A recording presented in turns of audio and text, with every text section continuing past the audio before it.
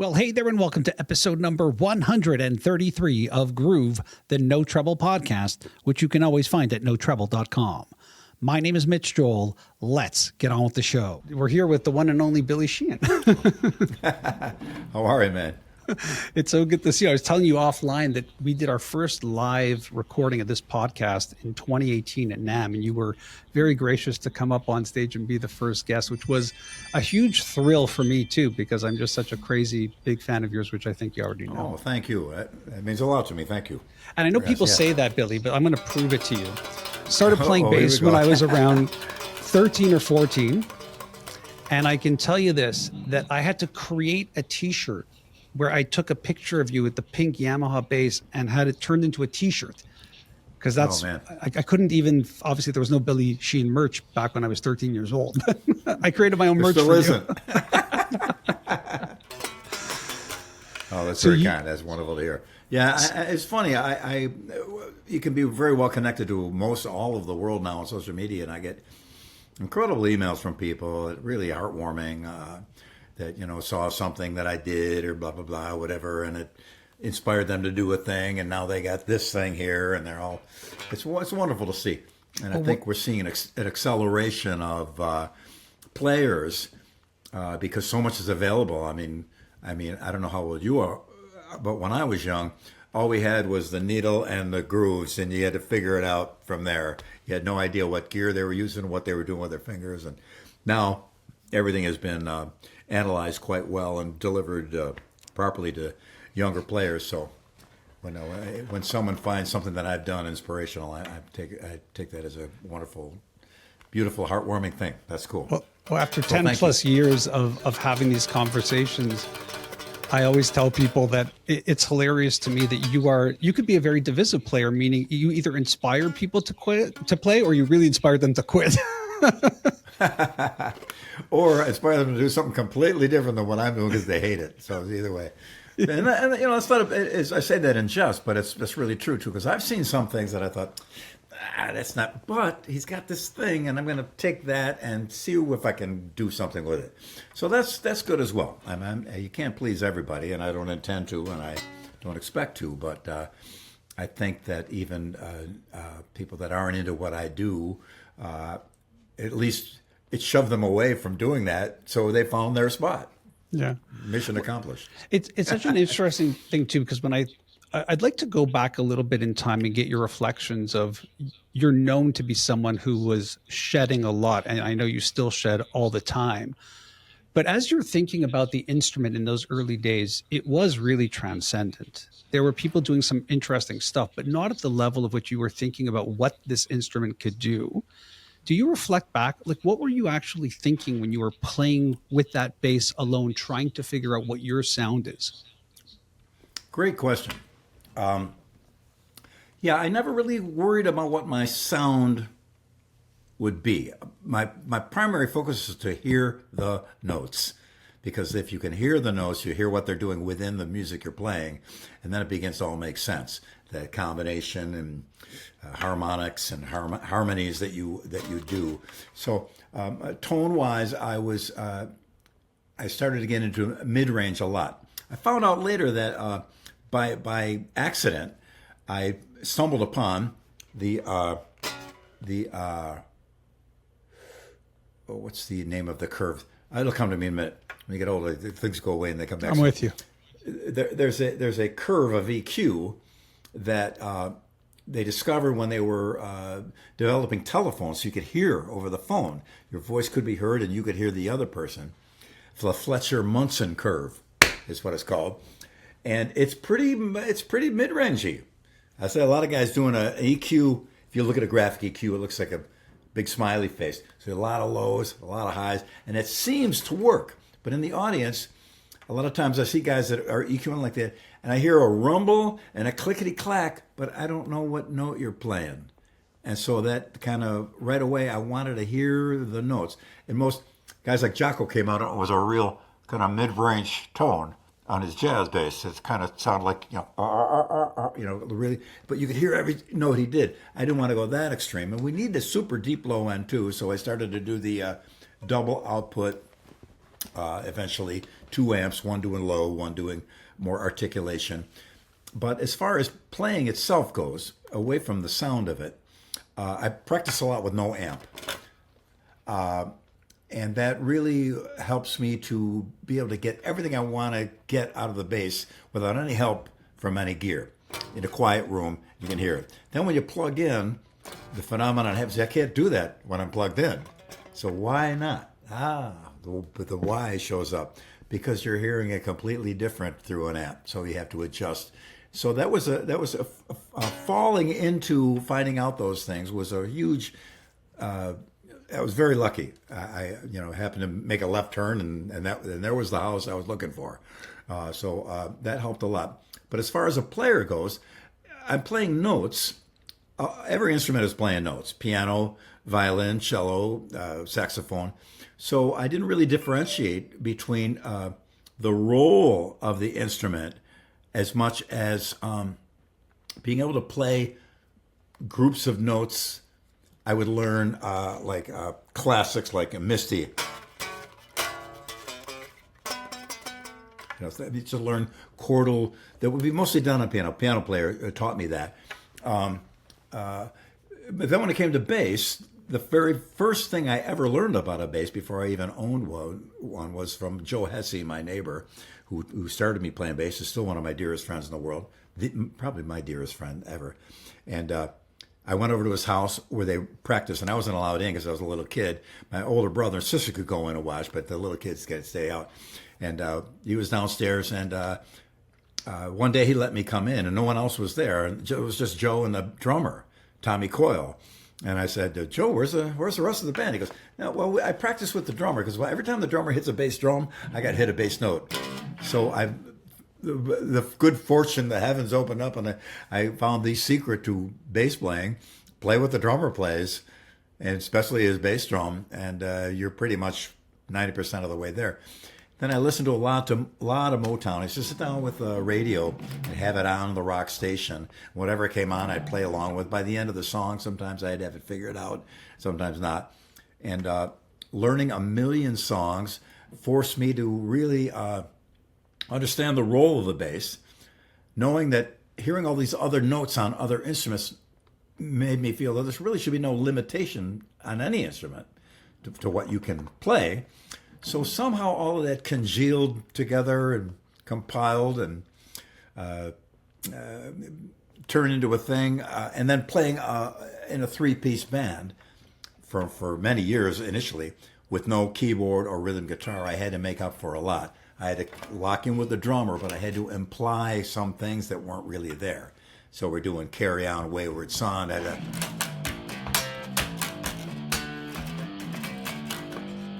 had to do the extra things, Schizoid Man and White Punks on Dope and all these adventurous songs we played back in the day. So that was and playing it live and figuring it out live and being in front of a crowd every single night. So you put all those things together, and I kind of ended up with whatever monstrosity I am, negative or positive at this point. But it's interesting.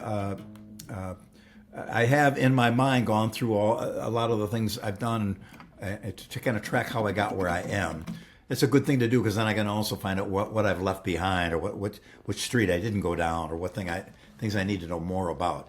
And I get up every day with Feed the Cats, who made an appearance earlier. That was one of them, and go for hours down here. Sometimes just grinding the most difficult things I can do exercise-wise, so that I don't have to think about my hands anymore. They'll do what I need them to do. I'm not trying to play something, and it's tough to do. To try to put my hands through every permutation of movement possible, so that and then forget all about that. And then when it comes to music, then just be about wherever that comes from inside our minds. Whatever a melody, whatever brings that to be. I don't think anybody really knows that, but it's how they show up. So maybe I over answered your question. I apologize.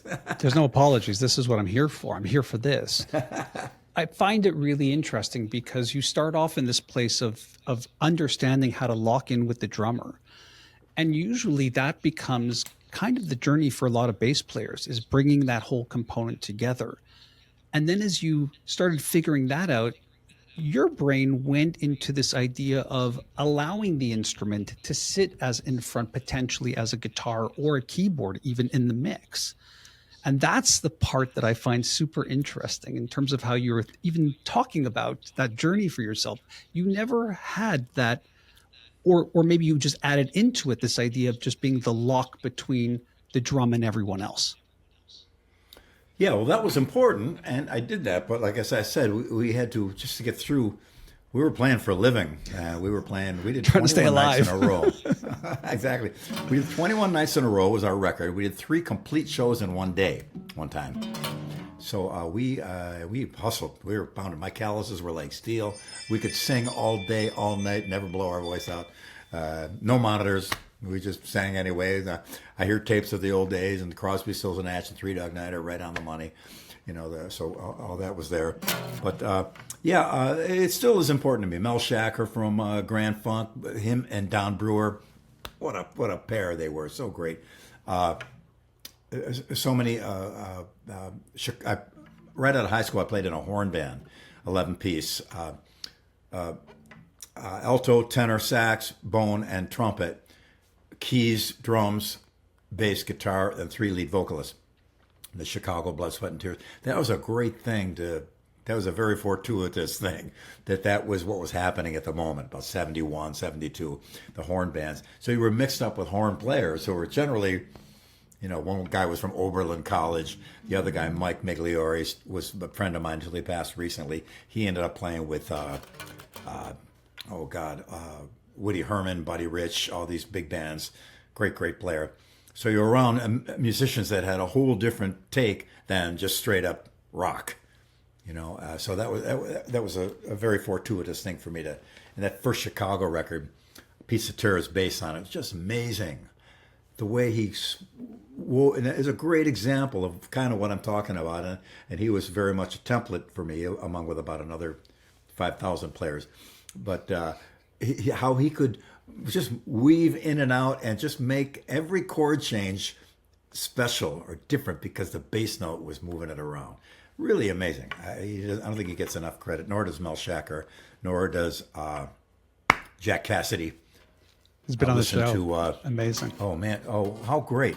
I always forget to mention him. And I know, kick myself in the head. Yeah. But you want somebody to love. Listen to the bass in that. It's insane. It's killing on it. Yeah. And it's great. And it works. And I think Jeff Berlin years ago did an article on Guitar Player about how come some bass players can play busy and get away with it and others can't. Well, because they can. Yeah. James Jamerson, McCartney, all over the neck. I get by with a little help from my friends. The bass is the most prominent and moving instrument. In Motown, Jamerson or whoever else happened to be on the bass for any particular track, it's the most active, moving instrument in the mix. And it's also the loudest. I remember we were doing a record at Woodstock at Bearsville, and this Jay and Murray Krugman were the producers, and I remember, trying to get the bass up loud and saying, well, show me a record where the bass is loud. And I just grabbed the first Van Halen record. We put it on in the studio and go, what's the loudest thing on this record? The bass is.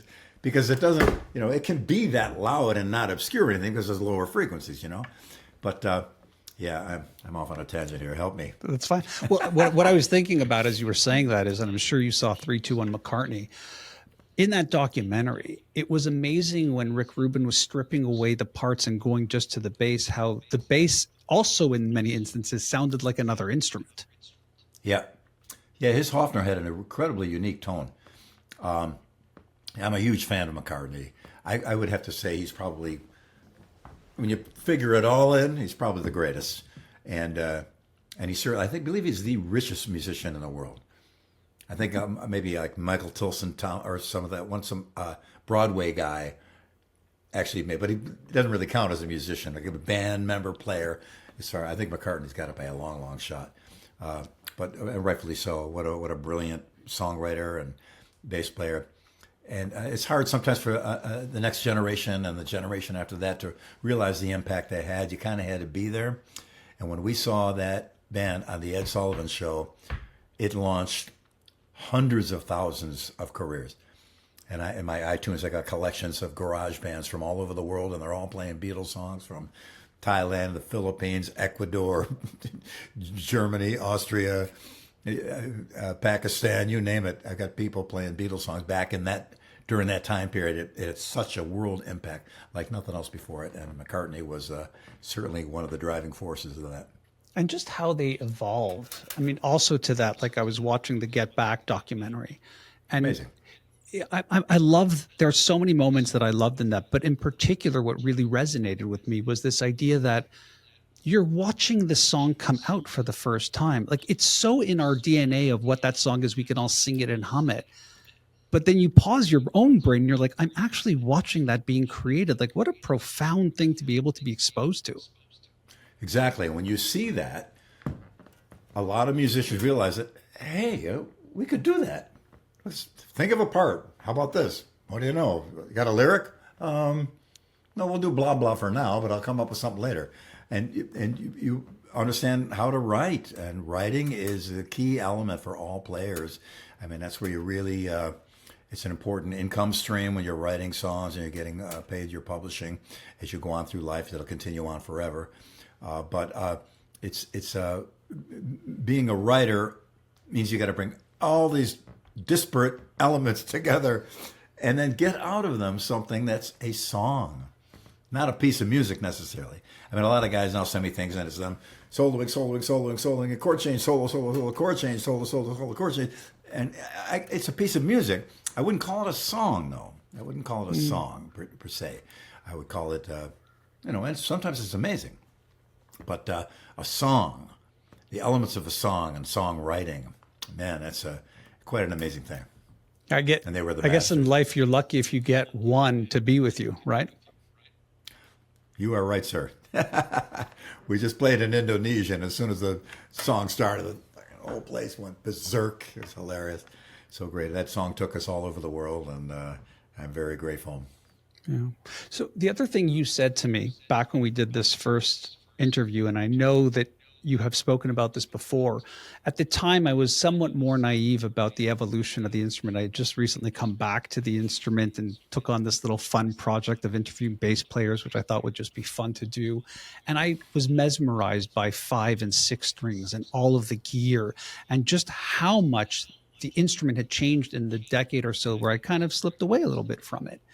And you said something that not only stuck with me, but through the 10 years plus that we've been doing this show, I ask a lot of players about, which is this idea that you had said to me, for you, it's about your 2 hands and the 4 strings and trying to figure out if you could get to those places without the extra string, without all the effects, just getting it out of the pure feel of your hands. And I'm wondering it now that I'm reflecting back that statement to you that you shared with me close to 10 years ago, how has that evolved for you? Because the other factors that come into your life are for sure age, changing of feelings, how you're thinking about the instrument. How do you think about that as a thought? Yeah. Well, initially, I wasn't necessarily gravitated towards a 5 and 6 string basses. I used a 6-string bass on Just Take My Heart, and I've used it on a lot of recordings. And I just got a John Patitucci bass from Yamaha, which is a 6-string. And I got it on purpose just because I don't want to play a 6 or a 5. So, okay, that might be a flinch on my part. So let me get that 6 in. And it's really cool because you get all your patterns down across more width of the neck. And I'm going to go back to a regular bass. I have some new ideas and stuff like that. But I thought in many ways a 5 and 6 string bass, and I see this with a lot of players, and no offense intended, but a lot of times guys are frustrated and figure, I'll get a 5 string. That should fix it. Fix it on the 4. Fix it. The frustration doesn't come from the lack of strings. It just comes from knowing more where you should go and how you should get there and how you navigate this little fretboard, this little map we have. So I think sometimes some guys just kind of having that low B string is great. My double neck, I do the low B E A D on one neck and then E A D G on the other, and so I can get those notes out of that. But I don't go any higher because, like on the 6 string, some of those notes are so high they're out of the bass range, and you're into now melodic range. Nothing wrong with that. John Patitucci's a grand master at that. He's just so good. But for me as a bass player, I want to try to stay down a little bit more frequency wise. Yeah, I felt it was kind of a flinch to start to go to oddball or unusual solutions. However, as much as that is a little bit of a flinch from sticking to the road you're on, it also creates a lot of innovation and a lot of great new things. And amplification had to handle that low B string now. So now we got low end subwoofer things. And most home stereos now, subwoofers were unheard of in the hi-fi. When hi-fi first came out, all it was about was right and left. And the stereo separation, but then due to the lower frequencies of the basses and stuff, and synthesizers and what have you, things began to innovate around that too. So there's nothing bad about wanting to innovate. My concern was don't run away as a flinch to try to solve it by getting more strings. You can solve it on here, but if you want to, fantastic. God bless you. That's wonderful. In the bass community can get divisive sometimes, unfortunately, it's the 5-stringers against the 6 and the 6 against the 4, and these guys that don't like this. And slapping fingers, picks, the whole thing. Yeah, and it's a little disappointing sometimes. I wish we could all just say, there's a million ways to do the same thing. You can pluck one note a million ways. With your finger, with a pick, with a bow, with a drill, you name it, it can be done. It's okay. Yeah. And there seems to be this, sometimes people do put blinders on and they apply the restrictions of some practices to music. And this should be free form. Do your thing, whatever it is. That's how we get art. That's what Jaco played Donna Lee. He's playing a sax part. No one, now I've seen other people do it. Niels Henning, Orsted Pedersen, by the way, doing it is I think it was Donna Lee that he did with Joe Pass. Oh yeah, unbelievable. Yeah. Twice as fast, and it's on a stand up, and it's brilliant. So there's all kinds of ways to skin a cat, and I try not to discourage people from using a 5. I do discourage them from using a guitar stand, though. I often do that. I get in trouble for that all the time. But anytime I've ever seen a bass fall over, because was it on a stand? Yeah, that's why it fell over. So my funny reflection on everything you're saying is I'll often invite players on the show, and there's this feeling of, but I don't really solo, or I don't do the fancy stuff. And I'm like, I'm just interviewing bass players to talk about their creativity in music. It's a wonderful palette. Like I always say, I'm agnostic. I don't care if it's 4 strings, 5. I mean, I am more of a purist. I admit I'm probably closer to your side than not. But overall, if you play with a pick or your fingers, or you slap, or you're playing lead, or you're just holding the band together, these are all things we do. Yeah, it's a broad spectrum. Guitar, you could get in that same mode of thought with guitar. Well, just do your solos and play the power chords and shut up. No, the guitar does a lot more than that. Yeah. And same with piano, and same with drums, and same with every instrument. There's a huge broad spectrum of what they can do. You see the greatest drummers ever and see all the nuanced differences between how they approach it. It's amazing. We can't all think alike, and we're musicians and we're artists, and we gotta innovate and do things differently, and catch heat for it too. I've caught a lot of heat for my playing, and I just had to put up with it and keep moving forward, and it paid off. I've done well for myself, and had a wonderful career in music, and I'm still working on it. But you gotta hit it hard and come up with some new things, and don't be afraid of innovation. And it's funny, and probably somebody's already done it before you anyway. So yeah. So you said I'm still working on it. Let's talk a little bit about that. One is, sure thing. I was really fascinated with this new band, The Fell. Kind of went like, oh, that's like an interesting thing for Billy.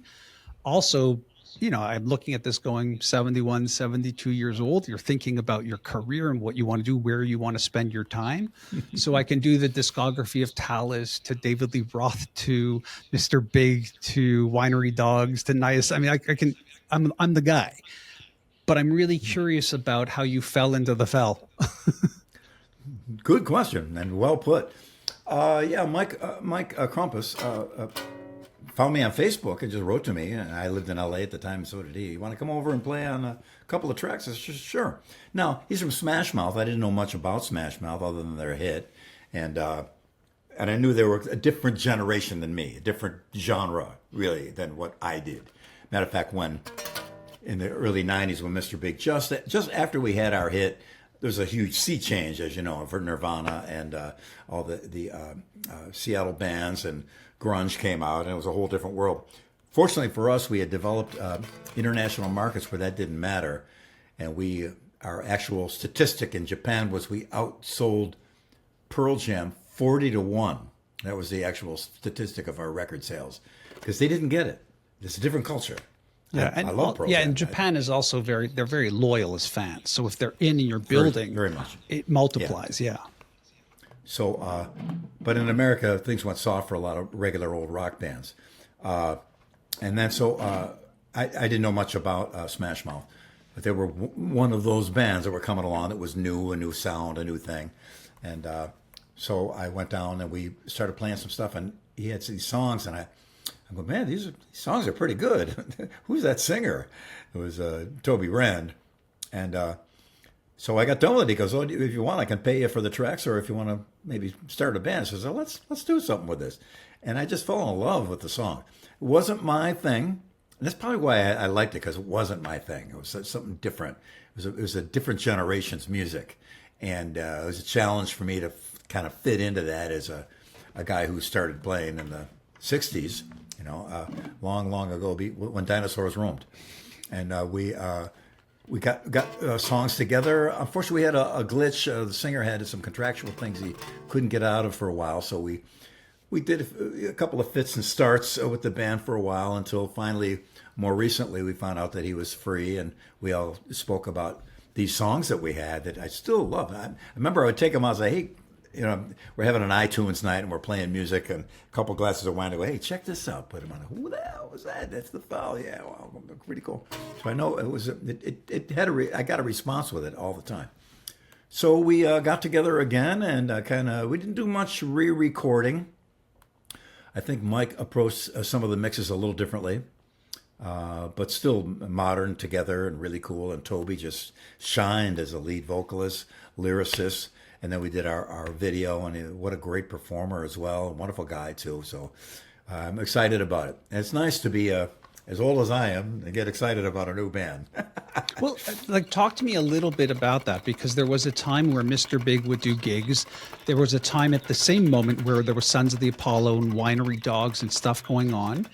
It seemed to me a little bit like the past couple of years was more of a wind down in terms of bands, even though you were playing so much. And so I guess that's where my own just surprise came, that, he's doing a band again. Yeah, I could have probably gone out on my own, maybe, and played little tiny places, and just kind of done a career retrospective, Talus, David Lee Roth, Mr. Big, and whatever, all the bands I played in and stuff, and which would be fun. I may still do something like that. We may, I think we may be looking for a singer for Talus now. Sadly, our singer from that iteration of the band passed away. Phil Narrow, wonderful guy. Yeah. I'm a Montreal guy, so we knew Phil back in the day too, for sure. Yeah. Yeah, what a great and wonderful guy too. So we may go out with that again.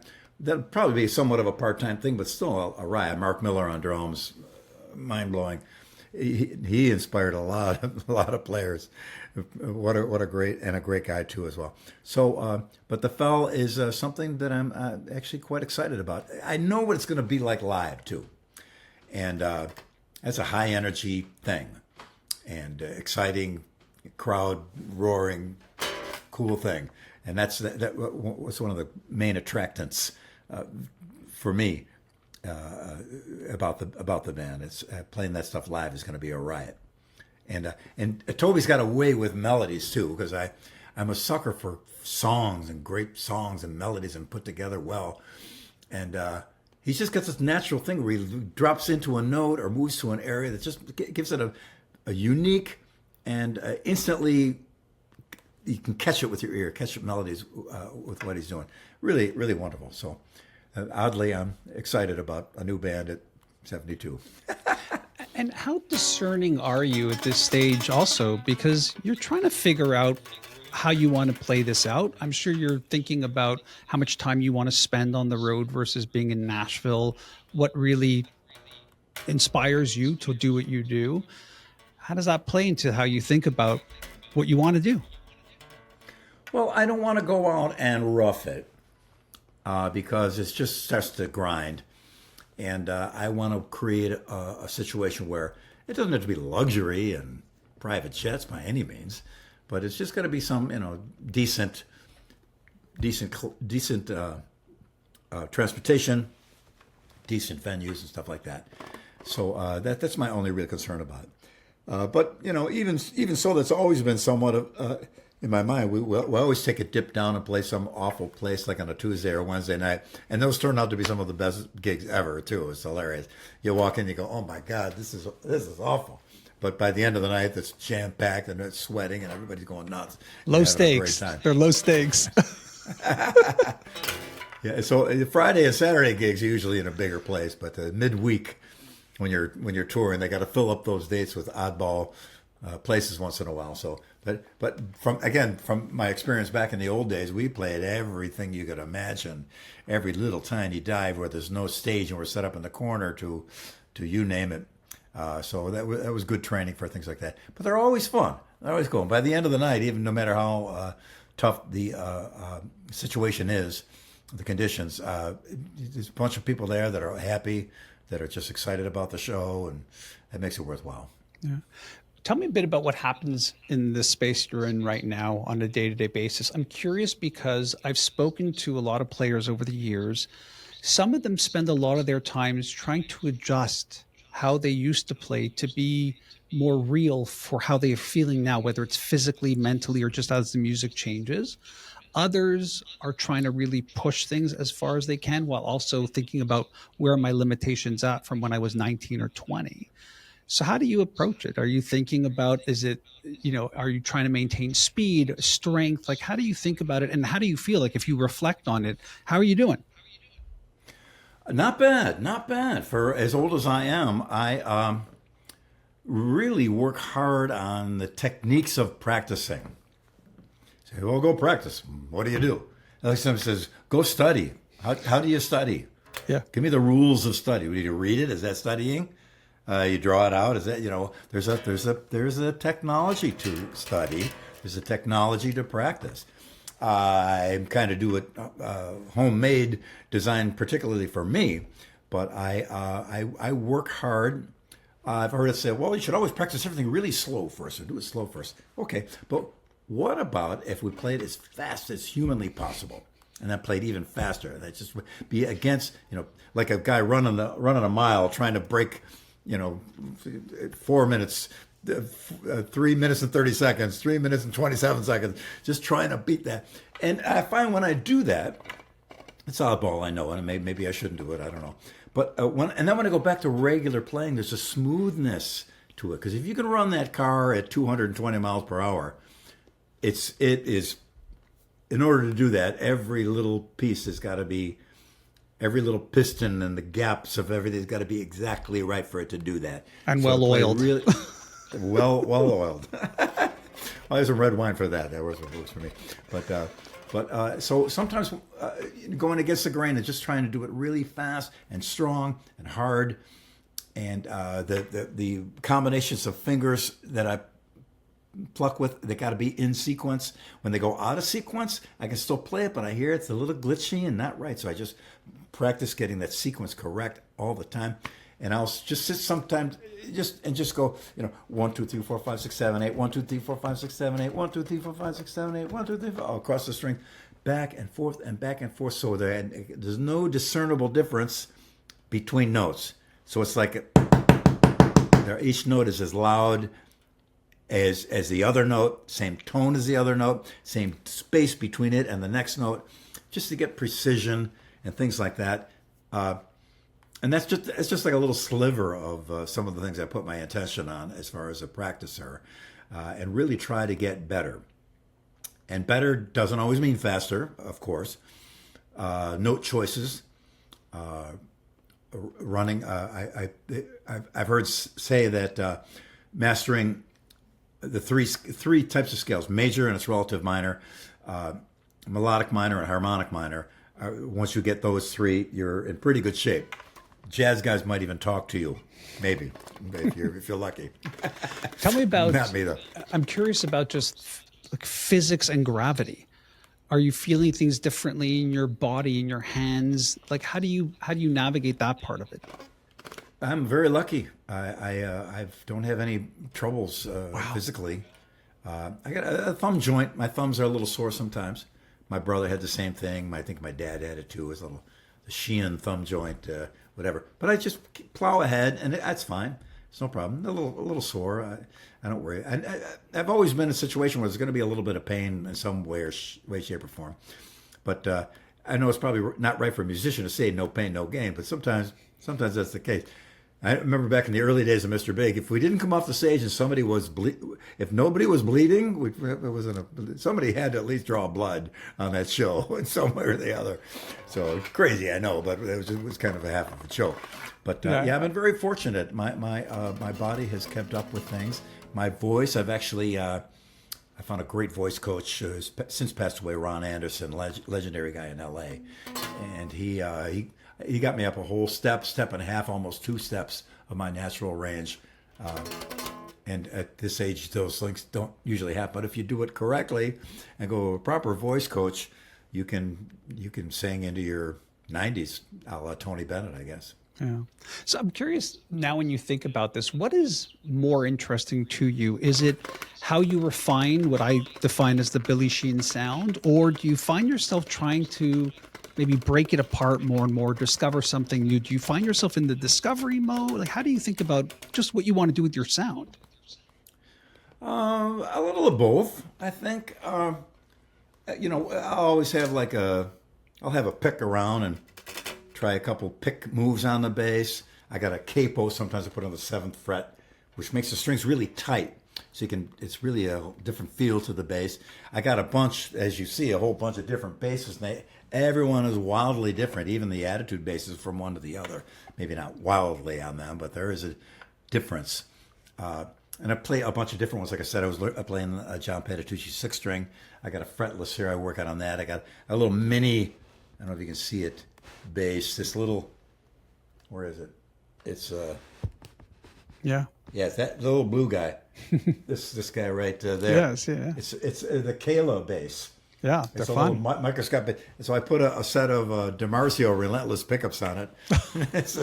Is it still the same strings though? The plasticky strings that it has, or no, they're metal strings. They come flat wound or round wound. I have flat wounds on that. I might want to try the rounds because they stick to my fingers a little bit better. But I put that vicious Relentless pickup on there, and that's like when my brother was alive, he was quite a mechanic, and he put a Corvette engine in a Chevy Vega.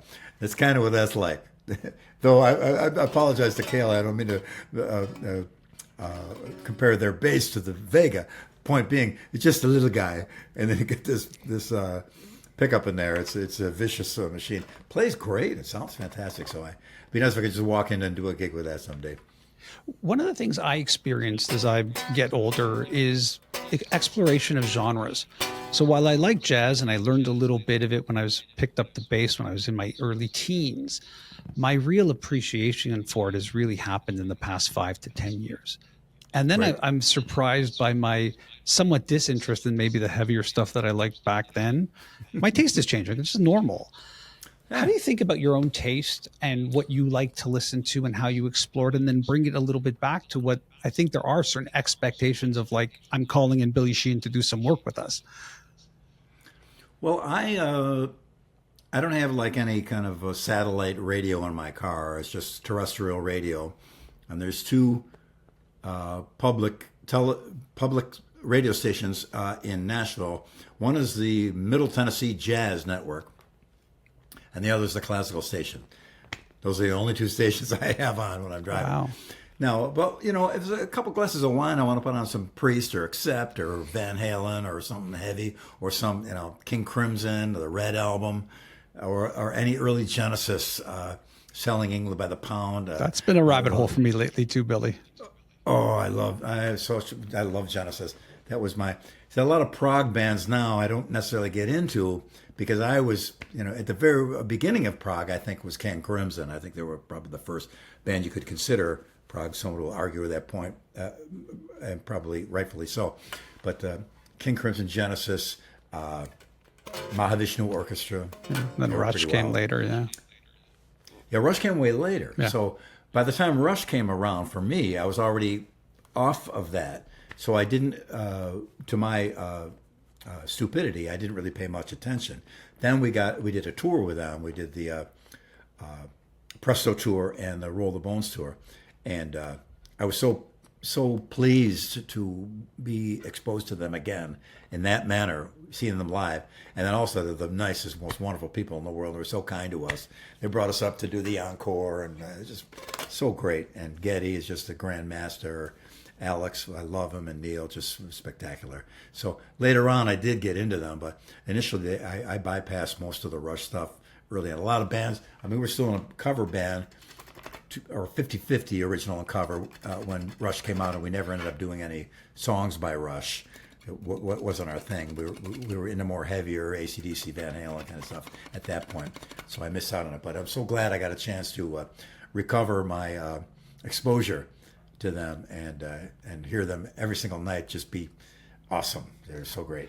Yeah, I had a similar and different situation for me, which was like I kind of fell out of prog too at a certain point, and then the Beat came out, the King Crimson albums from the 80s, and I bought tickets, really excited to go see all those players. Tony Levin on bass, of course, who's been on the show, is an awesome human being. And that was another reality for me is, I left a lot of these genres, and I should go back to these bands of the albums I missed. And again, I would even argue Genesis was a little bit like that too. Start listening to the 80s and into the 90s a little bit stuff. And it's interesting to get into that music as well, where it's not the origins of it, but their evolution that I found so interesting. Very good. Yeah, that's cool. I could put on that first Mellotron chord of Starless. It's probably the saddest chord in the history of music. Just that first, oh God. It's just, I did do this corporate thing one time, and I was on a ship for about 10 days. And back when we had CD players. I brought one CD with me. It was just the Red album. I listened to it. This is your desert island disc. Exactly. That was for real. And Wetton's tone. Unbelievable. Just great. And he was one of my tone influences by far. That grind that he had on his bass. Him, Chris Squire, Jack Bruce, distorted bass. Mel Shacker, distorted bass. Tim Bogert, of course, he was my number one guy. But Wetton, and what a voice too. God, so great.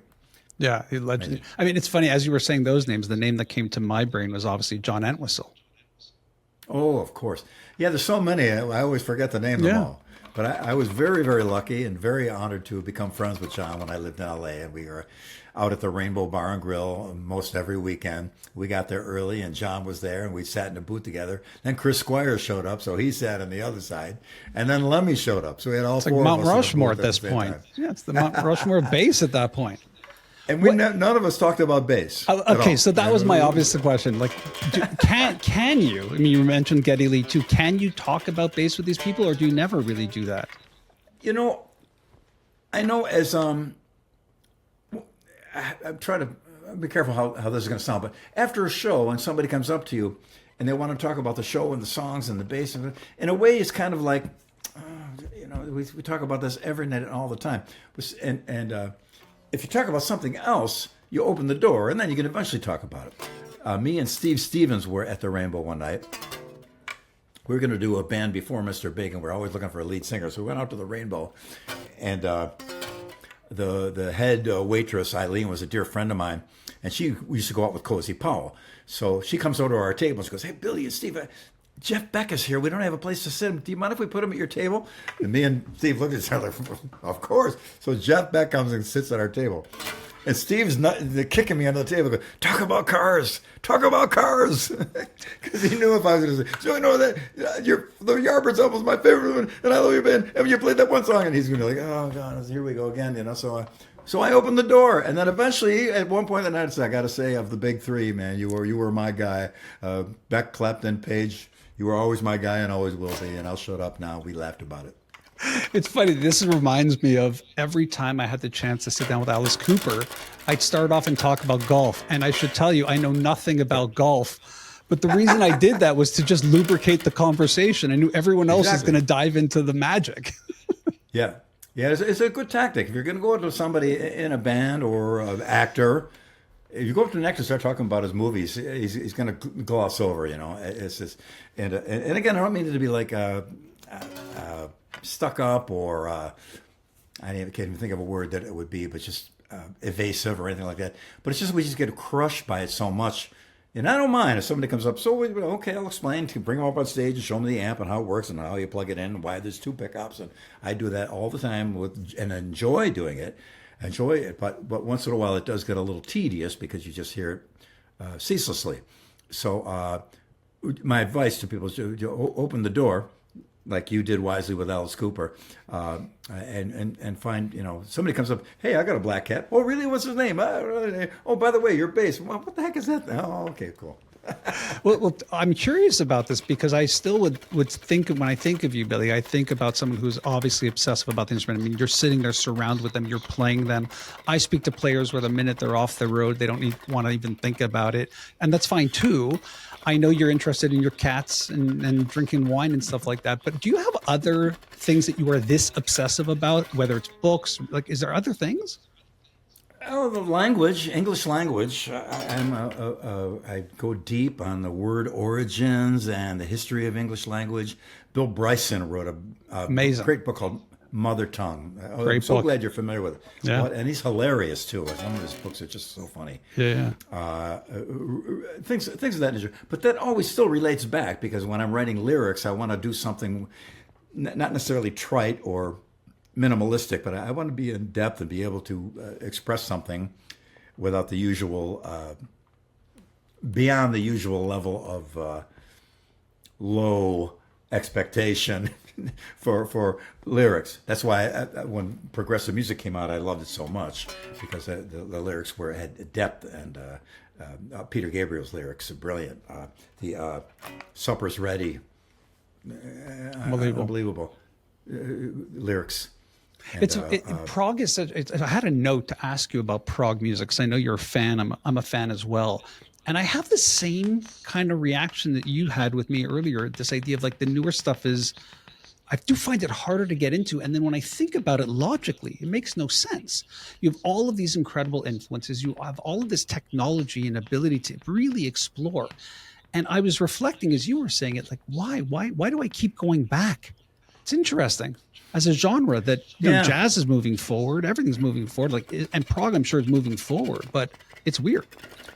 Yeah, and I have to also take into consideration that I'm older, and I remember my parents, them being older, or adults that I was around as a kid, and they kind of dismissed the new stuff. And they were into the ills. And so that is kind of a human trait to some degree that there's no better band than the Beatles. And well, but Oasis, to their mind, Oasis is, the new Beatles in some respect. Not to me, great band, but the Beatles laid the groundwork, and before anyone else, I give them credit for that.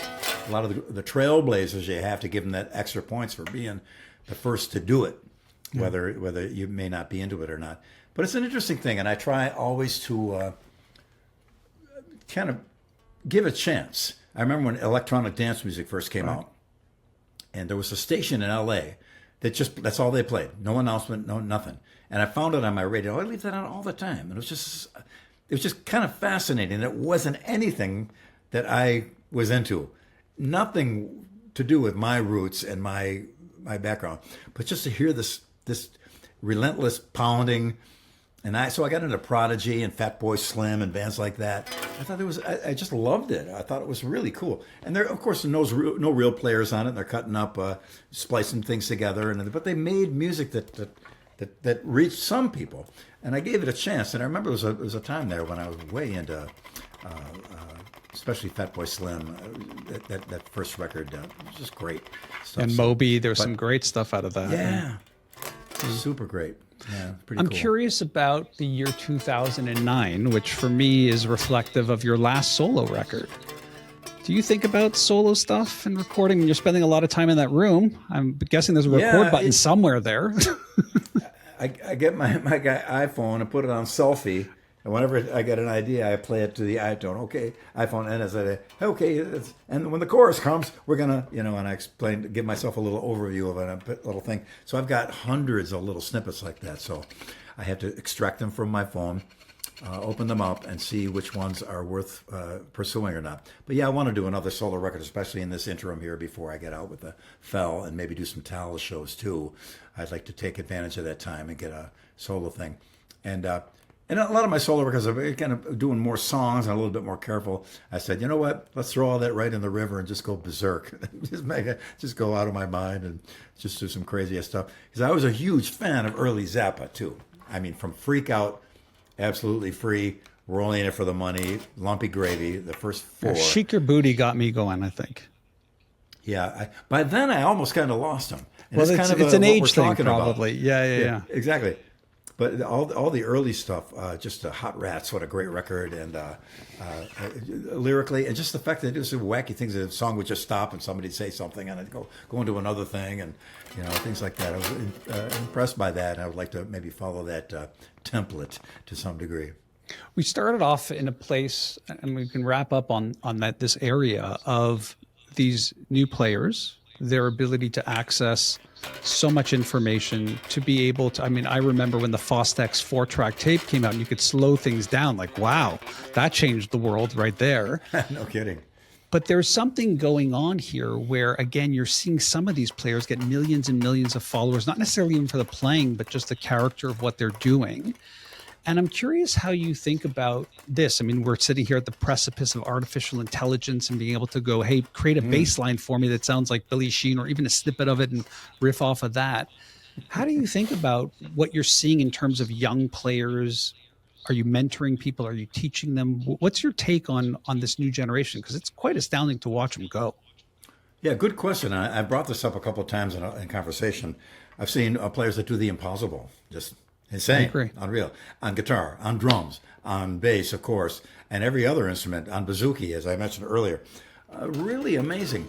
Now, I have to really look at it objectively from me at my age, as I would have looked at adults looking at me when I was 20 years old. And what would they be saying? Am I saying the same thing? Yes, to some degree I am. At the time, it's also saying to me, make sure you have a job to fall back on, because not sure you're going to make it in the music business and stuff like that. And for me, to a lot of young players, I'm thinking, you're not playing in clubs and you're not doing gigs. You're amazing. You probably could do great gigs, but there is things you cannot get, I believe, any other way other than performing live for a long time. Now you can hit that bag harder than anybody, and hit the speed bag, and just be the most incredible heavy bag hitter in the world. But when you get in the ring, you're going to get your ass kicked unless you have real experience up against another boxer. So crazy analogy, I know, but to some degree it holds true. Being on stage and be able to think on your feet, doing in front of people, and interacting with players is way different than sitting in front of a camera. And I don't know how many takes it took you to do what you're doing. Right. Maybe one. Or they're often playing over. It's not live also, which is another comment we hear a lot about. Yeah. Somebody got caught doing that recently. A lot of them do. Yeah. I think. Or speed up. They speed it up, things like that. Yeah. Yeah. So I'm just careful not to be the same as the adults were when I was young, and dismissive or whatever, because when they get older, the kids now on YouTube, they could be saying, "Oh, look at these young kids," and they could be doing the same thing that we're doing to them. So I want to avoid doing that and just really give them the credit they deserve, because there's just some mind-blowing players, and I steal their licks all the time. I steal their moves all the time, because I do know, and not to be self-aggrandizing, they maybe picked a few things that Well, tricks off Possibly, ability, I had yeah, for sure. couple of, I don't know, maybe or not, maybe not. I don't know. It could be. Maybe they never even heard of me. Is more likely in some cases, but nevertheless, it's so inspiring, and they have taken the instrument beyond its limitations on guitar, on bass, on drums, vocalists, everything you could imagine. So I'm really impressed, and it's inspiring to me. I'm just concerned that they don't perform live in a band in front of live people for real. Yeah. A couple of them do. Yeah. Well, I was going to say, to me, what's really been interesting, and I'd love your feedback on it because it's in that world. I think about bands like Polyphia, where they do play this stuff live. And I think about, I just saw Matteo Mancuso and I had a chance to interview his bass player as well. They played 2 really big shows at the Montreal Jazz Festival, and these are live bands. And what I find interesting is how these guitar players are taking bass techniques now. This double finger, this slapping, popping, that's where I was like, wow, what an evolution to be in this place. Exactly. And Mancuso, what a grandmaster. I love him. And we do the exact same three finger technique in the same thing. Yeah. I got a lot of controversy from bass players now. No, you go back and forth with the middle. I go, no, you got to go in sequence, bro. There's a reason for that. There's logic to it. And that's exactly what Niels Henning Orsted Pedersen did, and that's what Mancuso does now too. So I think there's some validity to that. And to see him play, just brilliant. And drummer, I forgot his name. He's got a beard, and he just plays so fast, and it's so in the pocket. Oh, he's great. He's a Spanish guy. Yeah, El Strapiero, or yeah. Could be. Yeah, he's his amazing. His logo is him with a beard. Unbelievable. Yeah. So great. And then I saw Billy Cobham, an old footage of Billy Cobham. Now, he really did invent. He was as innovative as Buddy Rich. Different way. But Buddy Rich, of course, was a whole, oh God, when he came out, it was unreal. And then Cobham came out and topped it in a way. It wasn't doing exactly what Buddy did, and they're still on their own. Each one of them is amazing. And then from there, more people came out, and as the years go by, it'd be interesting to see what happens about 10 years from now. What goes on. As someone who stepped away for a while and came back, it was astounding. So I can't imagine if that happened again, what it would be like, for sure. Yeah, exactly. And I think that it could go a completely different way too. Could people pull back from that and say, sure, let's do, let's get a singing songwriter. Yeah. You can't. It's tough for AI to get up in a smoky room with a guitar or a piano and sing and play. They'll probably figure a way to do it anyway. But if it's and I remember I saw, I forgot the pianist's name. Ain't that the way it is? Bruce Hornsby. Bruce Hornsby. It was amazing. I went to incredible. I went to an event with Yamaha. Somehow, I'm sitting between Quincy Jones and who's the guy who produced Barbra Streisand? Not David Foster. No. An older guy. Anyway, okay. The huge Phil Ramone. Phil Ramone on my left, and as I said previously, on my right, Quincy Jones. And we were just watching Bruce on stage with piano, and all of us just looked at each other. Nothing like a guy on a piano who's a master that can sing. We all had that absolute consensus between the three of us. And I was an early adopter of all things digital and computer generation, and Pro Tools is awesome and way easier to record on that than anything else. But to sit down in a room with a guitar or a bass or a piano or whatever it is you're doing and sing and play, that's going to be tough to. So I think that I'm confident we'll always have that. And even if they do figure out a way to fake that or present it in some different manner, I think it'll still hold its own. And but I'm totally cool with the world going completely berserk on God knows what coming off that stage and how they got it or how they managed to do it through computers or AI or electronically. It's still art, and but behind it is a human being always. Yeah. So let's end it. Humans created AI. So go ahead. I'm sorry. No, I was going to say, let's end it with a big end, which is 35 years of one of my favorite bands, Mr. Big. Incredible run. And I think even more incredible is a band's ability to say, I think it's good. I think we're good, which you don't see much of in this day and age. And I'm just wondering if you could spend a couple thoughts on why the end, how you were thinking about it. And now that you've had some distance from that last show, Romania, I think it was, tell me a bit about how you reflect on that, this incredible band. I mean, it was incredible. Well, thank you.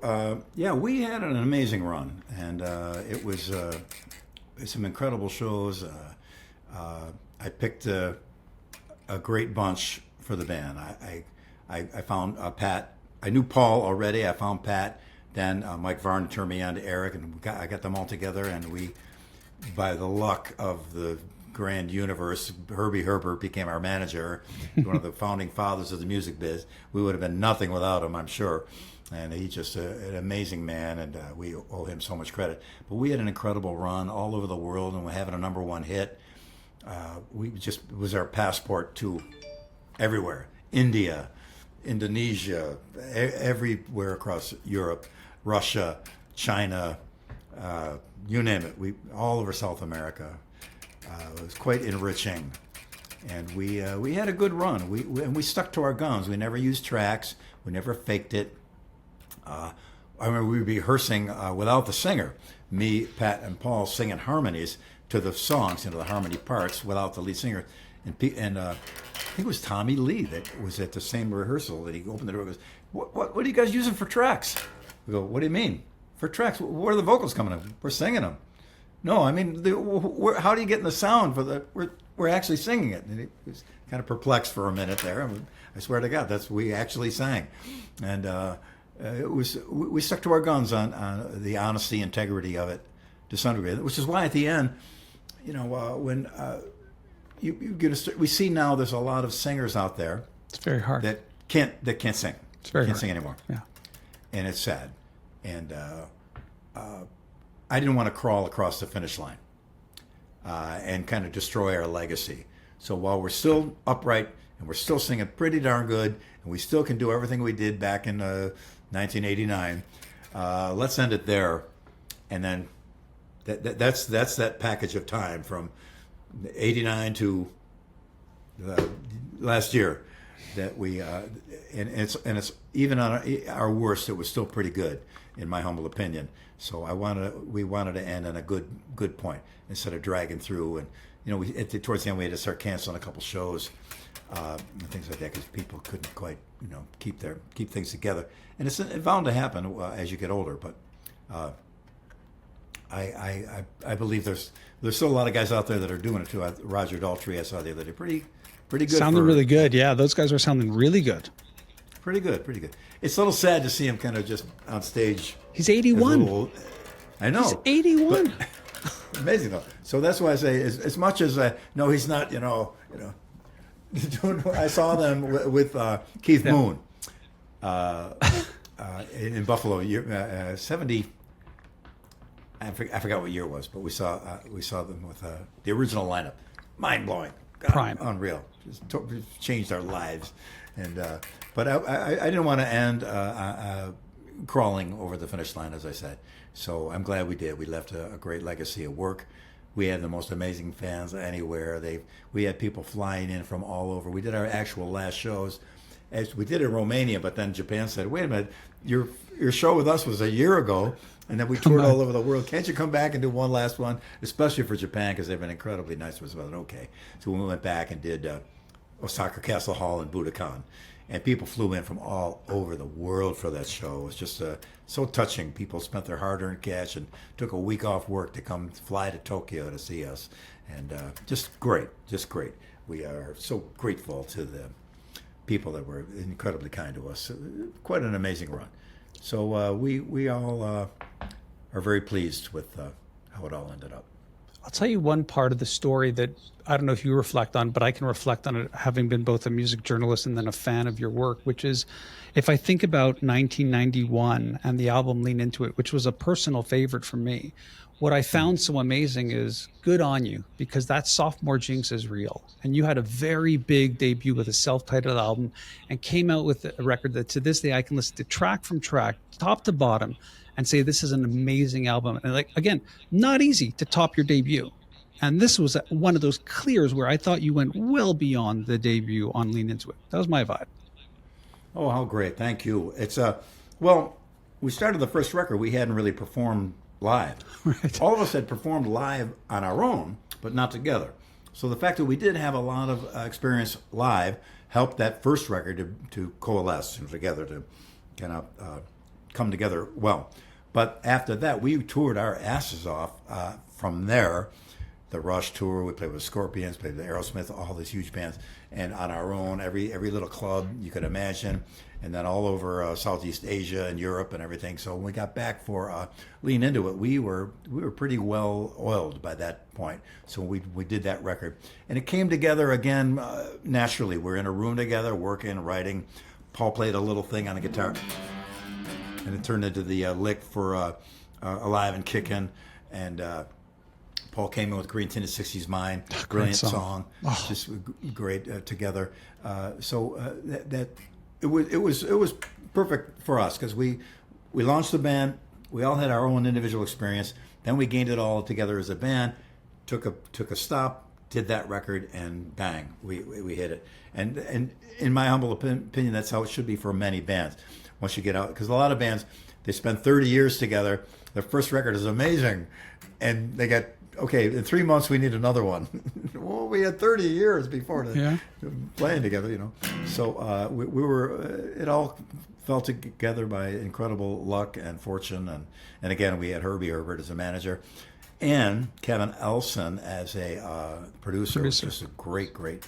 He was just a wonderful guy and a great producer. And he came out with us to mix us live as well. And he's one of the greatest live mixers in the world. So we were very, very lucky.